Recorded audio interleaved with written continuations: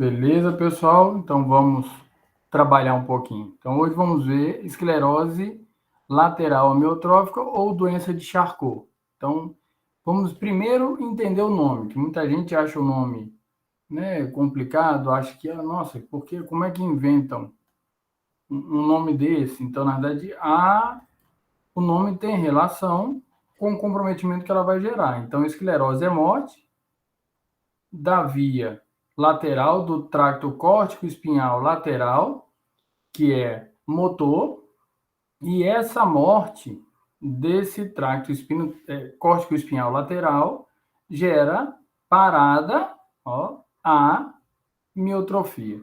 Então ele gera uma parada no trofismo muscular. Então o grande sinal da esclerose lateral amiotrófica é atrofia muscular generalizada. Tá? Então, ela só vai desencadear perdas motoras. Ela é seletiva à via motora. Ela não vai desencadear outras alterações. Isso, por isso recebe lá o nome de ELA. Então, esclerose lateral amiotrófica. Então, morte do tracto córtico espinhal lateral que para o trofismo muscular. Que todo mundo chama de ELA. Tá? Que para alguns autores é uma das doenças mais devastadoras do sistema nervoso central, porque ela gera essa perda severa de função, perda motora severa, mas ela mantém lucidez, mantém cognição, cérebro normal, sensibilidade toda preservada. Um filme muito bom para ver é A Teoria de Tudo, do Stephen Hopkins. Então ele mostra direitinho o curso dessa doença. Tá? Direitinho o que a gente percebe de evolução.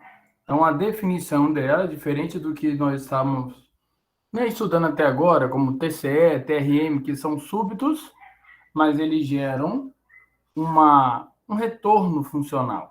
Então, eles geram uma perda súbita de função ou progressiva de função, mas tende ao retorno. A esclerose lateral amiotrófica, ela é degenerativa dessa via motora e considerada fatal. Por que fatal? Porque, de fato, ela não tem nenhuma remissão. Então, ela não melhora o quadro, ela não regride e ela tende a dar insuficiência respiratória. Então, o paciente vai precisar de um suporte respiratório, não consegue deglutir, por isso ela é considerada fatal, diferente de outras patologias que são consideradas crônicas, que eventualmente geram complicações e, em função disso, geram óbito. Essa não. Se não tiver um suporte adequado, de fato, ele vai parar de respirar. Tá? Ela é seletiva aos neurônios motores, só que tanto primeiro neurônio motor quanto segundo neurônio motor. Então, ela é considerada uma doença do sistema motor, mas ela não é seletiva a um único neurônio. Como neuropatia periférica é seletiva a um único neurônio. Um acidente vascular cerebral é seletiva a um único neurônio. Aqui não. Ela pode comprometer tanto o primeiro neurônio, que sai do cérebro e vai para a medula. Então, esse primeiro neurônio motor pode ser comprometido, gerando espasticidade, gerando aumento de reflexo, gerando clônus, assim como também pode comprometer segundo neurônio motor, gerando também fraqueza muscular, assim como no primeiro, só que agora vai estar presente diminuição de tônus, diminuição de reflexo e flacidez, na maioria das vezes. Então, o paciente com esclerose lateral amiotrófica, ele pode ter qualquer dessas duas características, porque ele pode gerar uma degeneração tanto do primeiro quanto do segundo neurônio motor. Ele pode começar o sintoma tanto por lesão no primeiro quanto pelo segundo. Então, ele pode ter espasticidade, aumento de reflexo, assim como pode ter flacidez e arreflexia. Beleza? Isso vai depender de quais neurônios foram comprometidos primeiro. Né? Seguindo aí o quadro, a definição, né, ela gera, né, segundo a literatura, uma sobrevida aí de 2 a 5 anos. Vão encontrar pacientes com quadro com mais tempo do que esse. O próprio Stephen Hawking é um grande exemplo. Por quê? Porque ele viveu lá 50 anos com esclerose lateral amiotrófica. Mas o que ele recebeu, né, o tratamento é diferenciado. Boa parte do que os pacientes atualmente herdaram de tecnologia assistiva foram criadas para ele. Então, talvez por isso essa sobrevida tão grande. E essa progressão tem relação direta com qual velocidade esses neurônios são degenerados. Tanto primeiro neurônio motor quanto segundo. Quanto mais rápida, né, for a degeneração, mais rápida vai ser a perda de função. Então, tem paciente que pode ter um curso mais lento. Quando o comprometimento for neurônio motor superior, como eu falei anteriormente, vai ter aumento de reflexo, espasticidade, sinal de Babinski, aumento de tônus e também fraqueza muscular. Quando for neurônio motor inferior, atrofia, assim como também o superior vai desencadear, mas gera uma fasciculação, tipo um tremor, né, que é percebido por essa desnervação. Fraqueza, diminuição de reflexo e arreflexia. Então, a esclerose lateral amiotrófica ela é seletiva à via motora. Ela é seletiva a sintomas motores. Ela não vai desencadear sintomas sem serem motores, tá? Sem serem motores. Então, alteração de sensibilidade, não vai fazer nada disso. Tá? Todos os outros sistemas serão preservados. Sistema nervoso autônomo, controle de pressão arterial e várias outras funções estarão preservadas. Tá? O que a gente tem hoje comprovado? Então, se a gente pegar em estudos, né, pesquisa, artigo, o que nós temos hoje de certeza sobre esclerose lateral amiotrófica? Nós temos certeza, ainda botei aqui 10%, aumentando um pouquinho. Então, a literatura a gente encontra aí de 8 a 10% dos casos dos pacientes com esclerose lateral amiotrófica são de origem familiar.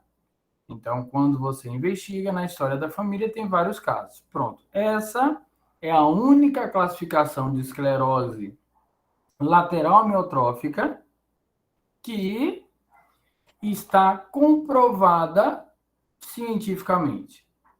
Então, uma vez saiu um artigo, encontraram a causa da esclerose lateral amiotrófica. Encontraram, mas a causa desses 10% de mutação genética desses pacientes que geraram alteração.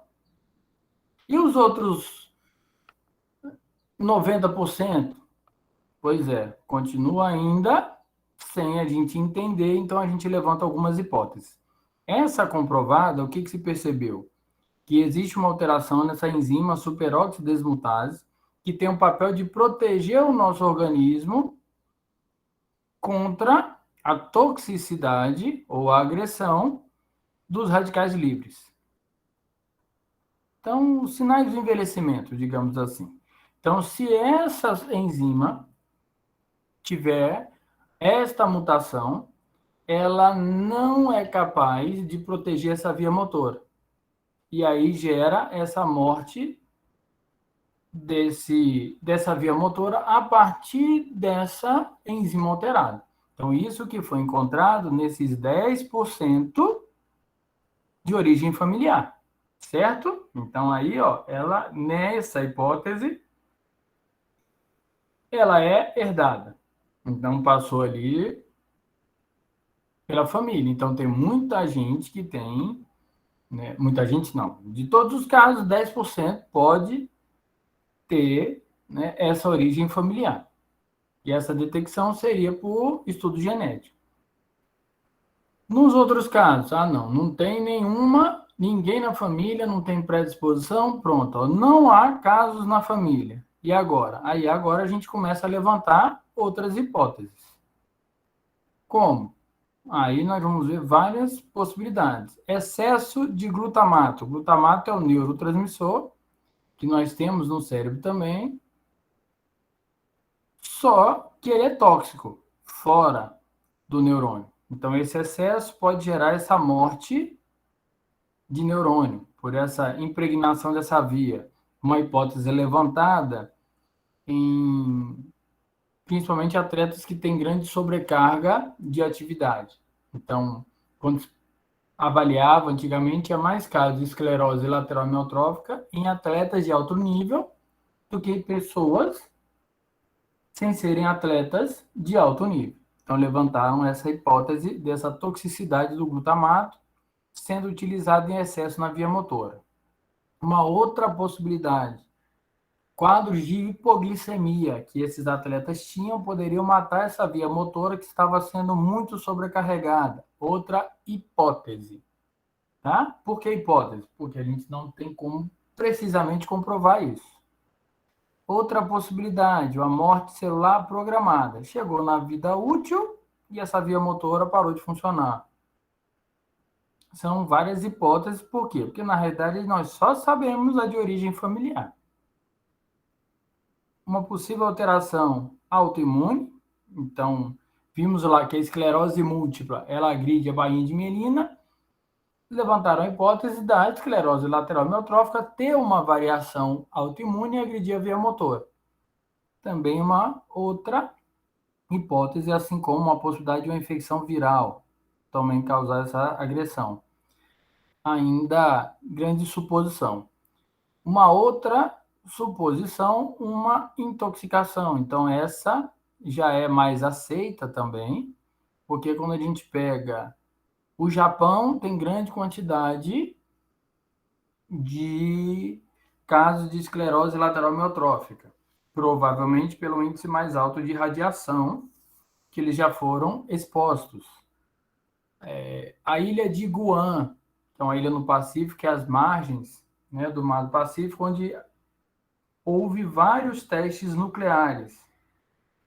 Então, nessa ilha tem muito mais casos, 50 vezes mais casos do que no resto do mundo. Então, existe essa possibilidade de uma intoxicação, principalmente por radiação, por outros elementos também. Mercúrio, são hipóteses levantadas, certo? Tudo tranquilo aí?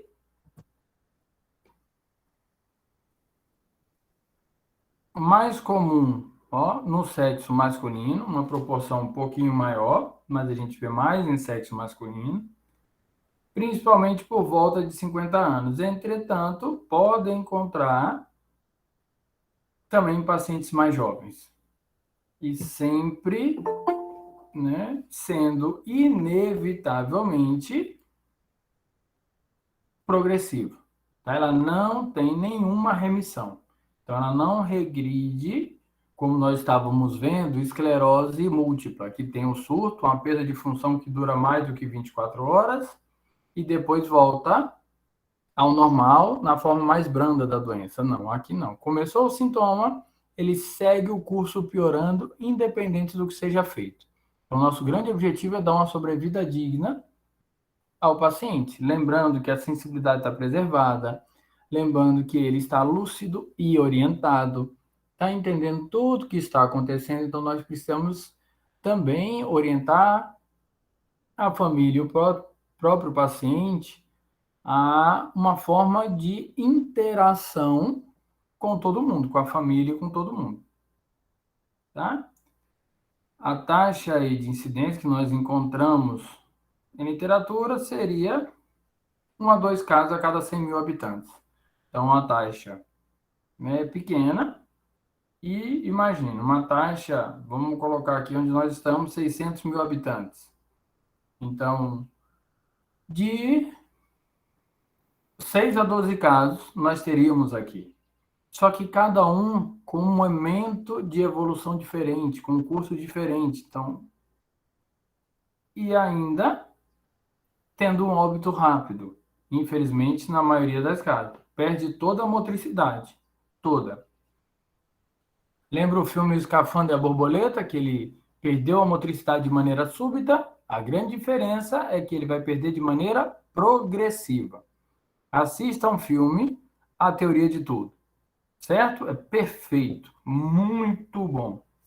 Porque mostra todo esse curso, todas essas etapas e essas transições de ser um andante normal para um andante precisando de uma assistência, né, de um suporte, de uma muleta, né, ou de uma bengala. Depois ele precisa de um andador, depois uma outra transição, deixar de ser andante com um tipo de assistência para ser cadeirante. Mas um cadeirante que ainda fala, consegue comer, depois a transição, um cadeirante que não consegue, né, falar, deglutir. Então nós vamos percebendo que os sintomas são ascendentes. Beleza? Saem de distal para proximal e nós conseguimos avaliar a gravidade do quadro à medida que o paciente tem sintomas bulbares. Isso. Então o filme mostra essas etapas, mas no contexto da história, tá? Um filme contando a história real do Stephen Hopkins, tá? Então é no contexto que nós vamos encontrar pacientes vivenciando essa condição também. E precisaremos criar formas de interação. O que nós temos hoje de melhor interação são câmeras, computadores, monitores que captam o movimento ocular, que ele pode digitar, controlar a cadeira, falar, o que o Stephen Hopkins fazia, tá? Então, qual a classificação? Diferente da esclerose múltipla, esclerose lateral amiotrófica, a classificação não é pelo quadro clínico, não é pelos sinais e sintomas. Por quê? Porque independente da classificação, o curso da doença é o mesmo. Então, a classificação é só com relação à possível causa. Então, forma familiar é o que hoje nós temos comprovadamente. Como eu falei, de 8 a 10% dos casos tem origem familiar. Então, hereditária. Pronto, essa aí é fácil da gente detectar, porque da, na história da doença, nós vamos perceber que tem vários familiares envolvidos. Outra classificação, forma guamaniana, que é o que eu falei.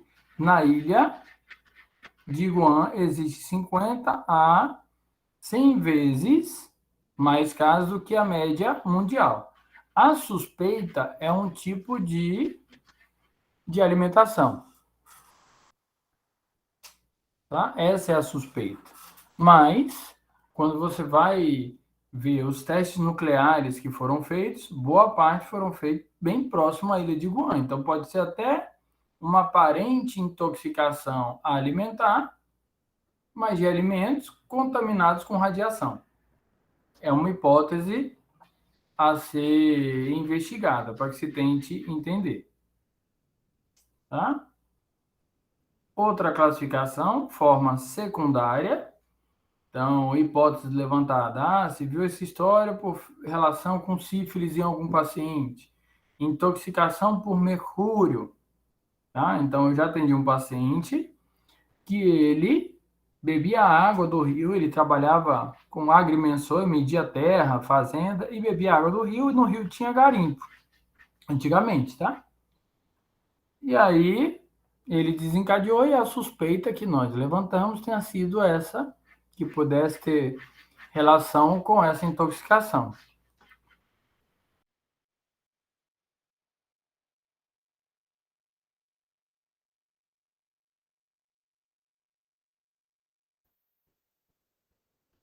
Tá? Então, essa foi a hipótese dele. Um outro paciente que eu atendi, que na época que teve o tsunami em 2011, lá no Japão, ele estava em Fukushima, onde houve o acidente com a usina nuclear, né? E recebeu radiação e ele desencadeou, já aqui no Brasil, esclerose lateral amiotrófica. Uma hipótese, tá? Não é nada certo, não podemos precisar, mas vamos investigando na anamnese para ver se faz algum sentido. Ou, como eu falei, o atleta aí, ó, quadro de hipoglicemia. Então, era o que era levantado aí para os atletas de alto nível. Não encontrou, não é de origem familiar. Nunca passou, não sabe nem onde fica ali a ilha de Guam.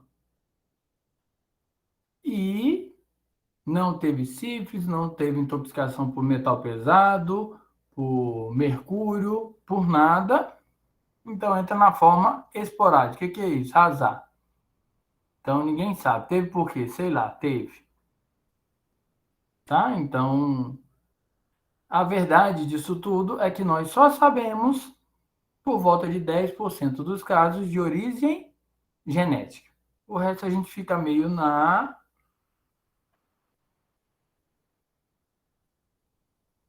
no chute, tá bom? Bem sem saber o que está acontecendo.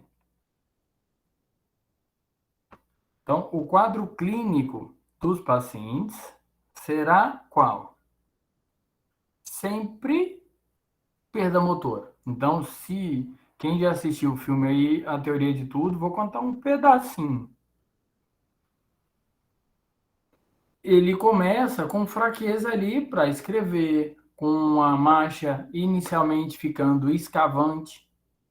Então, essa dificuldade distal para proximal é uma grande característica. Então, começa com fraqueza muscular.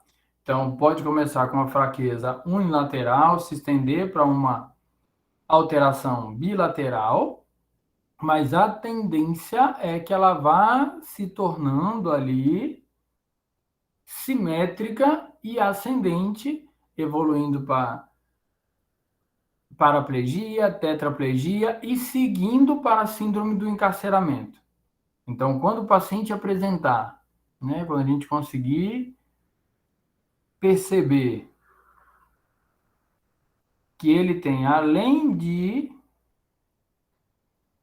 sintomas de neurônio motor, ele apresenta ali sintomas bulbares, a gente,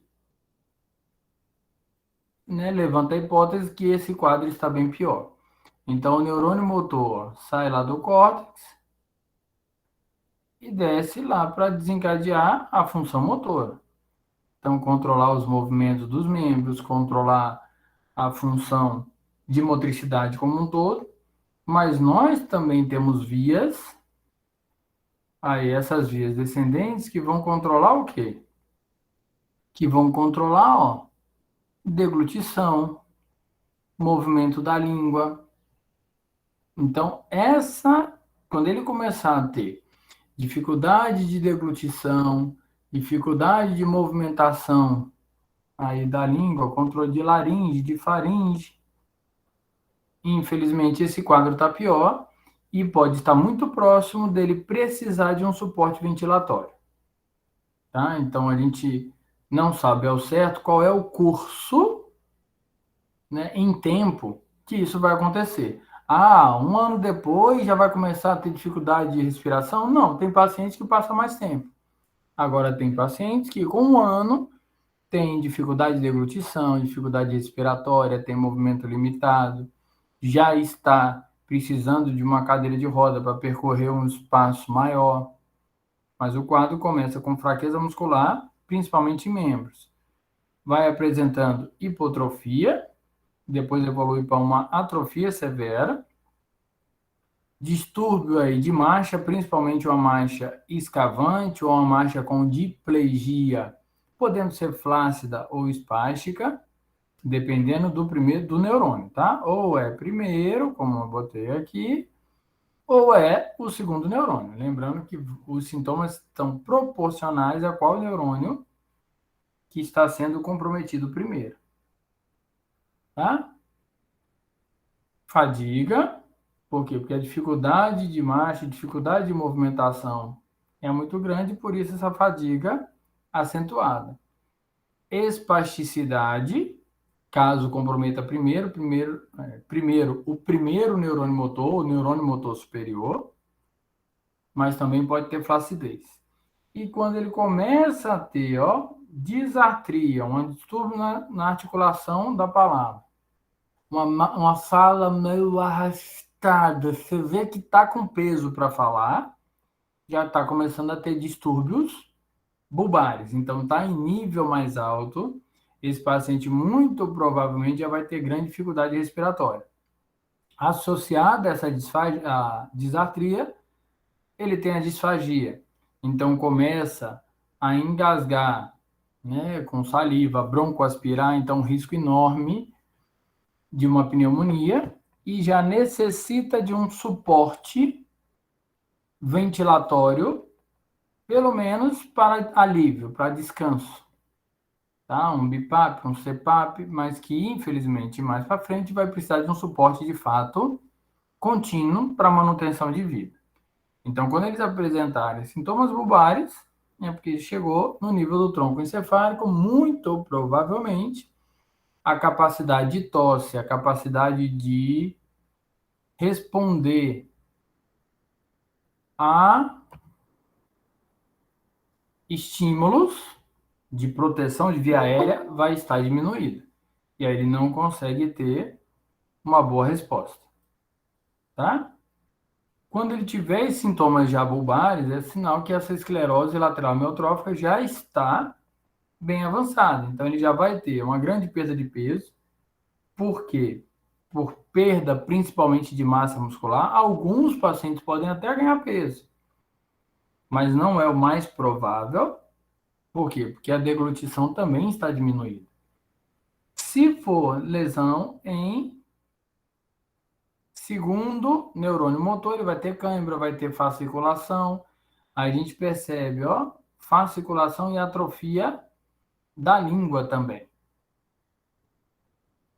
Isso quer dizer o quê? A gente olha e a língua parece estar murcha mesmo, parece estar bem diminuída. Sinal de que a movimentação dela está diminuída, como ela participa da fala, da deglutição, esse paciente terá uma dificuldade na fala e uma dificuldade na deglutição também. Lentidão de movimento de língua e capacidade respiratória já diminuída. Então, alguns pacientes, o último paciente que eu atendi com esse quadro, ele com 1 ano de doença, ele tinha diminuído já 50% da capacidade respiratória. Estava com uma tetraparesia, então uma fraqueza em todo o corpo, principalmente com predomínio à esquerda, mas ainda conseguia andar, mas já estava com disartria, disfagia e 50% de capacidade respiratória diminuída. E, ó, lembrando aqui, não podemos esquecer isso. Lúcido, orientado, certo? Inteligência, tudo perfeito. Controle de esfíncter, sensibilidade, motricidade dos olhos, por isso se combina sempre um sinal com os olhos para manter a interação com esse paciente. E os óbitos são por complicações respiratórias, por fadiga respiratória, caso ele não receba um suporte ventilatório. Então, mesmo no início do nosso tratamento, o paciente, o caso clínico que eu passei para vocês, o paciente tinha uma dificuldade de marcha, ou esse mesmo que eu estou falando, hemiplégico não, tetraparético, mas com predomínio na esquerda. Ele conseguia andar. Mesmo no início do quadro, nós já vamos trabalhar a parte respiratória, por quê? Porque é o que vai complicar nesse paciente. É o que vai gerar, né, um quadro maior de complicação. Então, nosso tratamento vai estar relacionado ao quê? A retardar esse curso da doença. Então, o que a gente quer fazer? A gente quer, ó, inibir este curso aqui, ó. Se a gente sabe que ele começa lá com fraqueza, vai piorando o quadro, vai sendo ascendente. Então, ele andava, né, ele anda no início, mas começou a ter uma dificuldade de marcha. Depois começou a tropeçar. Então, a gente quer adiar ao máximo a ida dele para a cadeira de roda, porque quanto mais tempo ele continua andando, melhor vai ser para a funcionalidade dele. Ah, precisou de suporte. Pronto, mas ainda está andando. Ah, foi cadeirante. Quanto mais tempo o cadeirante interagindo, falando, respirando, melhor. Então, nosso objetivo vai sempre retardar o curso da doença, tá? E sempre lembrando de que, ó, que esse paciente vai estar lúcido e orientado, mesmo que chegue um ponto que ele não consiga mais aparentemente interagir. Por que aparentemente? Porque se você chega para um paciente desse e pergunta alguma coisa e espera uma resposta oral ou motora, ele não vai te dar resposta nenhuma. Agora, o movimento ocular é preservado, então você tem que combinar sinais com ele de movimento ocular ou usar um aplicativo que capte esse movimento dos olhos. Certo? Então, todos os nossos tratamentos dos outros casos, nós estamos fazendo o quê? Pega um paciente hemiplégico, paraplégico, tetra, e seguimos o curso para que ele atinja controle de tronco superior, controle de tronco inferior, fique sentado equilibrado, consiga ficar ajoelhado, semi-ajoelhado, fique em pé, ganhe equilíbrio estático de pé, depois equilíbrio dinâmico, consiga andar, vença, né, algumas barreiras ali na marcha que você está gerando, alguns obstáculos, para que ele atinja uma marcha independente, ou uma marcha que a gente chama comunitária. Ótimo, isso é lindo. É o que nós fazemos nos pacientes que adquiriram a doença, ou uma lesão, um comprometimento, sem que sejam comprometimentos progressivos. No caso da esclerose lateral amiotrófica, nós vamos fazer o sentido oposto. Então, se ele tinha ali uma marcha livre, independente, nós vamos tentar manter ao máximo essa marcha. E acrescentando, né, às vezes, tecnologias assistivas para que ele se torne o mais independente possível durante mais tempo. Esse é o nosso grande objetivo. Tá? O diagnóstico é feito como? Ó, pela história clínica. Qual é a história clínica? Uma perda progressiva de função, tá? Principalmente de distal para proximal. E vamos usar aí, ó, ressonância, tomografia, para analisar possíveis diagnósticos diferenciais. O que seria isso? O paciente tem uma hérnia de disco cervical comprimindo o canal medular, ele pode dar um sintoma de esclerose lateral amiotrófica. Ele pode ter um tumor na medula, ele dá o mesmo sintoma de esclerose lateral amiotrófica. Então, tomografia computadorizada e ressonância vão mostrar para a gente as imagens do sistema nervoso para ver se tem comprometimentos no tracto córtico-espinhal. Então, esses exames, para que a gente possa levantar a hipótese de esclerose lateral amiotrófica, eles vão evidenciar o quê? Vão evidenciar lesão do tracto córtico-espinhal. Beleza? Então, vão dar as imagens, certo? Eletroneuromiografia, qual é o papel dela? Conseguir avaliar, né, a parte nervosa do paciente para saber se o comprometimento é puramente motor mesmo. Então, esclerose lateral amiotrófica, quando o paciente faz uma eletroneuromiografia, é detectado o quê? Toda a via sensitiva preservada, uma lesão seletiva via motor. Então, ela pode trazer como diagnóstico lesão do neurônio motor. Beleza? Então, esses exames são fundamentais para fechar o diagnóstico. Exame de líquor, né, vai detectar o quê? Aumento de proteína, para ver se tem uma agressão a esse primeiro neurônio motor e descartar outras patologias, tá?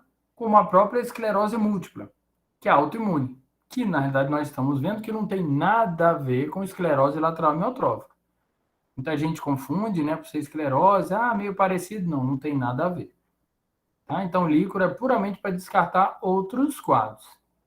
E a espirometria, para saber qual o quadro desse paciente, o quadro respiratório dele. Qual o nível de comprometimento? Como ele está? Porque ele pode aparentemente estar com boa respiração, mas a capacidade respiratória pode estar diminuída. Como é o grande problema do paciente, o que complica e gera, né, quadros de óbito, ele é avaliado desde o início e segue em constante vigilância. Tá? Então, o que a gente encontra na ressonância?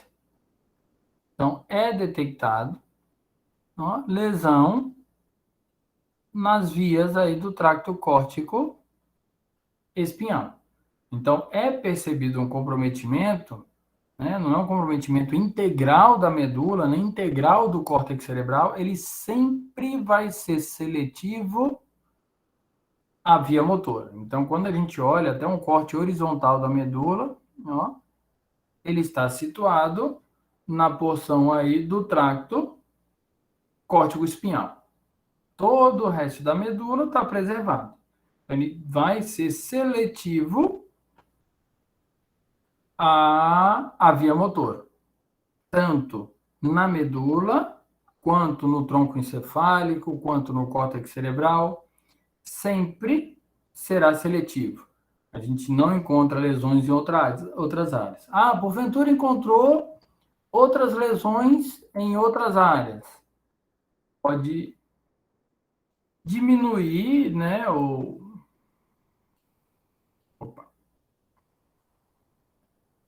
pode descartar a possibilidade de esclerose lateral amiotrófica, tá? Quando a gente analisa, deixa eu só colocar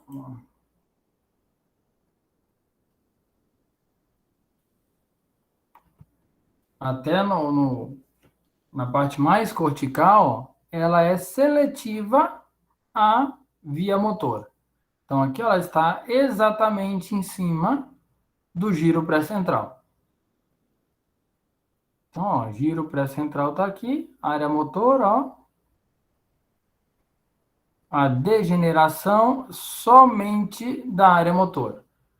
Então, essas áreas mais claras que a gente consegue perceber são as áreas de degeneração, ó. Então, onde sai o primeiro neurônio motor. Então, esse comprometimento, ó, vou apagar para que aí vocês possam ver. É seletivo ao córtico espinhal. Então, toda a função de personalidade, tudo perfeito, linguagem, tá? Visão, toda a função perfeita é seletiva à via motora, tá? Então, o cuidado na avaliação é porque algumas doenças dão sintomas muito parecidos. Então, lesão cervical de medula ou no nível do forame magno dão o mesmo quadro. Então, tumor, seringomielia, uma compressão na medula, seringobulbia, uma compressão no bulbo, tá? Acredita que sejam também relacionadas à tração. Espondilose, espondilolistese, um disco intervertebral que tenha necrosado, tudo isso aí comprimindo a cervical pode dar o mesmo quadro. Miopatias, então, quando a gente avalia o quadro clínico de esclerose lateral amiotrófica, ela é muito parecido ao quadro clínico de distrofias musculares. O que muda, na maioria das vezes, é a faixa etária de início. Mas os sintomas são de distal para proximal e puramente motores. Ou a malformação mesmo em coluna cervical, como a malformação de Arnold-Chiari. O que é isso? O forame magnum é maior do que o normal e o cerebelo desce por esse forame e fica apertando o tronco encefálico. Dá o sintoma parecido. Então, aí que entra o exame de imagem. O paciente traz a história, ó, olha aqui. Ele pode ter um tumor comprimindo essa região. Ó, tá comprimindo a medula, tá dando um sintoma muito parecido com esclerose lateral amiotrófica. Outro quadro, tumor direto, um tumor ou né, neurocisticose, mas algo que esteja ali direto na medula. Por isso, os diagnósticos diferenciais são muito importantes. Tem várias outras doenças que dão sintomas parecidos e que são, outro ponto, que são tratáveis. Tá? Esclerose lateral amiotrófica, a gente exerce aí um acompanhamento, uma tentativa de controle, mas a gente não consegue tratar ela. Outra sim. Então, um tumor, a gente percebe que esse tumor muito provavelmente tem origem fora, aqui, aparentemente seguindo uma raiz nervosa, uma célula de Schwann, talvez, schwannoma, mas só dá para saber pela biópsia, mas a retirada dele resolve o quadro clínico do paciente, tá? Mesmo que seja temporário, mas ele dá uma boa amenizada, tá? No caso da esclerose lateral amiotrófica, o tratamento é o quê? Tentar melhorar a qualidade de vida desse paciente. Como a gente faz isso? Com maior assistência que a gente puder dar possível. A gente da fisioterapia, a gente trabalha como? Minimizando as perdas e dando, né, uma assistência, fazendo uma tentativa de compensação, de fortalecimento, de utilização de tecnologias assistivas para dar maior independência por um tempo maior. Quanto mais tempo de independência, melhor para o paciente. Beleza? Mas ele precisa tanto de físio quanto de fono, tratamento farmacológico para tentar amenizar essa perda, essa possível, né, toxicidade. Então, esse tratamento farmacológico, como o Riluzol, ele é usado por caso familiar. Por quê? Porque se tem ali uma hipótese, né, dessa intoxicação, ou também pelo excesso de glutamato, mas não é nada, não é comprovado. Ah, melhora, não melhora, ainda tudo suposição, não temos nenhum fármaco específico eficiente. Então, hoje aí o suporte que dá ao paciente dá um resultado melhor. Assistência nutricional para minimizar as perdas, dá uma possível estimulação nervosa até quando ele possa responder, somado a uma dieta rica em proteína, pode minimizar as perdas. E um acompanhamento aí psicológico. Por quê? Não é fácil o paciente lidar com essa condição, tá? Saber ali que a gente tem noção ali do fim, mas esse paciente vai ter uma precisão maior com relação a essa possibilidade. Então, ele precisa de um acompanhamento que ele está lúcido e orientado, ele e a família, tá? Beleza? Então, o nosso tratamento tem relação direta com o quadro. Em qual fase que nós atendemos esse paciente? Então, por isso, a avaliação é muito importante. Então, pela fase do paciente, pelo quadro, aonde ele está. E aí que nós vamos propor essa nossa intervenção. Beleza?